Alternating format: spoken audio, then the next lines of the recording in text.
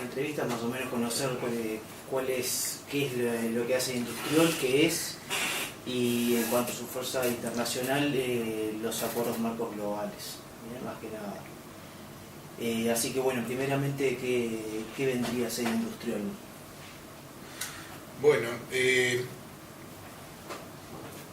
empiezo presentándome. Soy Jorge Almeida y soy secretario regional de Industriol para América Latina y el Caribe. Y empezaría para darle contexto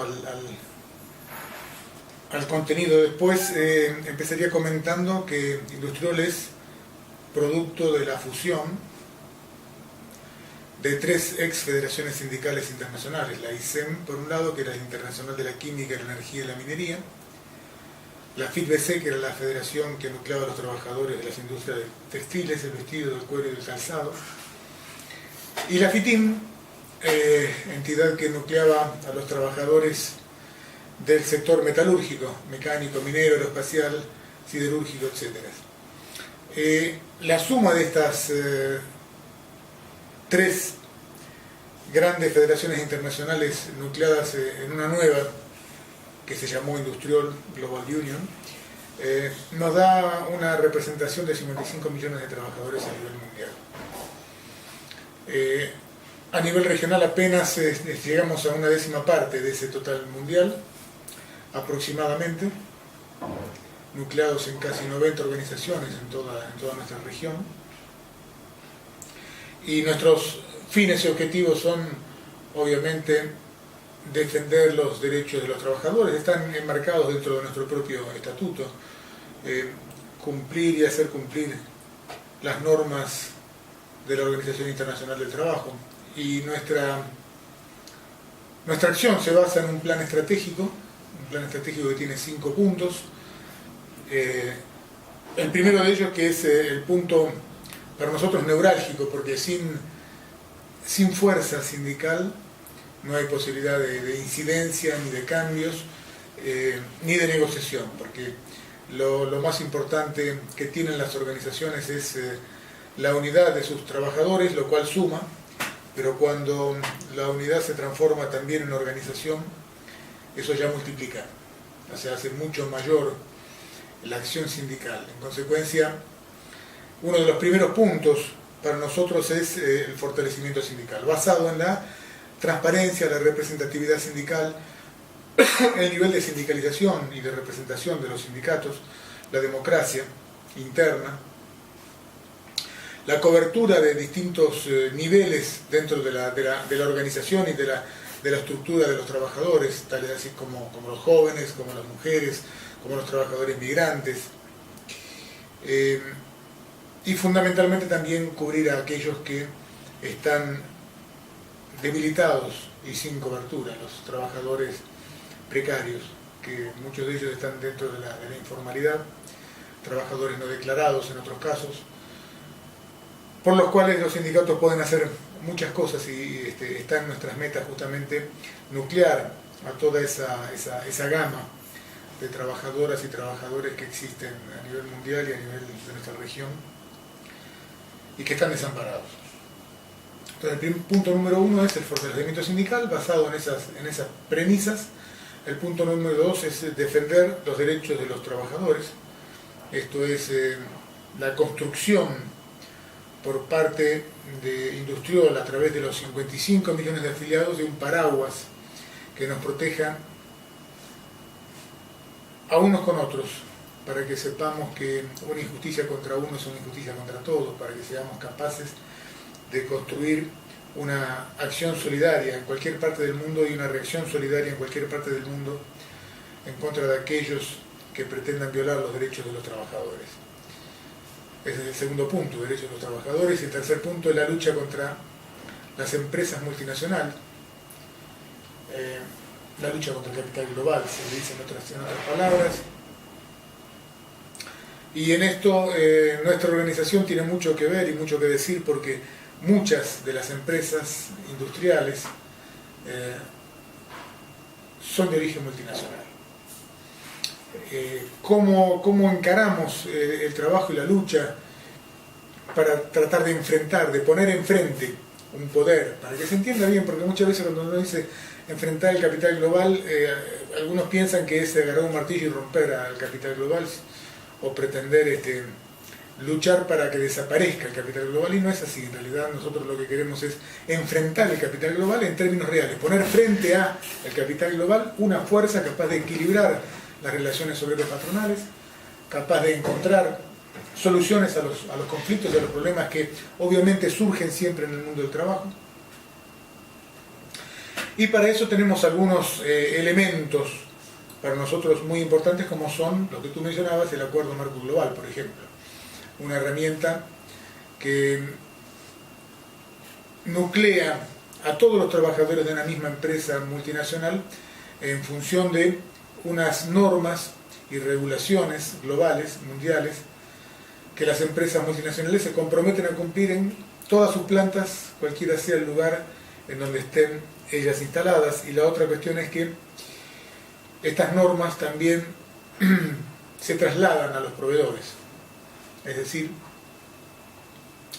que los proveedores deben de cumplir esas mismas metas, porque las empresas se comprometen a no contratar ninguna empresa que esté incumpliendo con las normas del Acuerdo Marco Global firmado por la empresa general. Bueno, ese es el tercero de los puntos, ¿no? Y hay otro tema y otra acción muy importante para nosotros, para luchar o para enfrentar el capital global, que son el establecimiento de redes sindicales. Después podemos puntualizar un poco más sobre el tema de acuerdos marcos globales, redes sindicales que están íntimamente ligados, porque unos y otros tienen una relación directa en términos de que unos sirven a su vez para afianzar y consolidar al otro. El punto número 4 es la lucha contra el trabajo precario, y este también es uno de los flagelos más graves que tiene el mundo del trabajo el día de hoy, en diversas modalidades, desde trabajo esclavo hasta horas de trabajo extensas, hasta trabajo en condiciones inhumanas, hasta otro tipo de procesos o organización del trabajo que generan desprotección de los trabajadores, como por ejemplo las tercerizaciones, cuando estas están dadas dentro de una situación que no está reglamentada, que no está enmarcada, que no está negociada con los sindicatos. En consecuencia se empieza a producir una segmentación del proceso del trabajo en donde los sindicatos tienen poca posibilidad de participar, de defender a los trabajadores, y los trabajadores se encuentran desamparados, y tenemos muchos casos en donde los empresarios impiden que los trabajadores puedan sindicalizarse, puedan formar un sindicato, puedan unirse y defender sus propios derechos y sus intereses colectivos.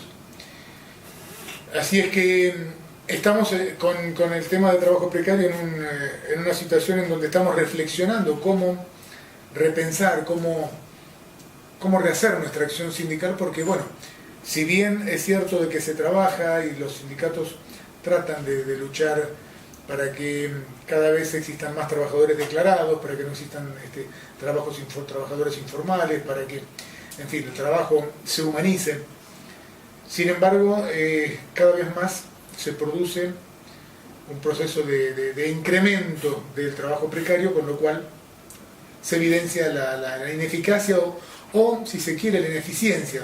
No somos lo suficientemente activos como para poder frenar y cambiar esta situación, porque si hacemos lo que hacemos y si el trabajo precario sigue creciendo, es evidente que tenemos que cambiar la modalidad, porque si seguimos con las mismas modalidades seguiremos teniendo un trabajo precario creciendo y nosotros con acciones que nos creemos que son las mejores, pero que evidentemente a la luz de los hechos no lo son.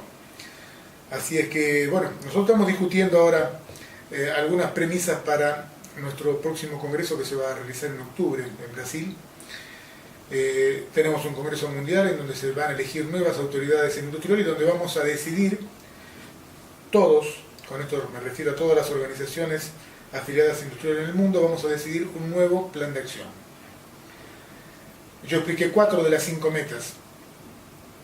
Expliqué primero el fortalecimiento sindical, segundo el derecho de los trabajadores, tercero el enfrentamiento contra el capital global o las empresas multinacionales, la lucha contra el trabajo precario, y el quinto punto es no por ser el último menos importante, es la participación de los sindicatos en la elaboración de políticas industriales sustentables que posibiliten visualizar el desarrollo y el crecimiento de la industria y por ende visualizar el desarrollo y el crecimiento del empleo y por ende también visualizar el desarrollo tanto del empleo como del crecimiento de la industria en un marco que tenga dimensiones sociales y que tenga visualizado también el impacto social que ese desarrollo puede llegar a causar a nivel de la sociedad, de las poblaciones, etc.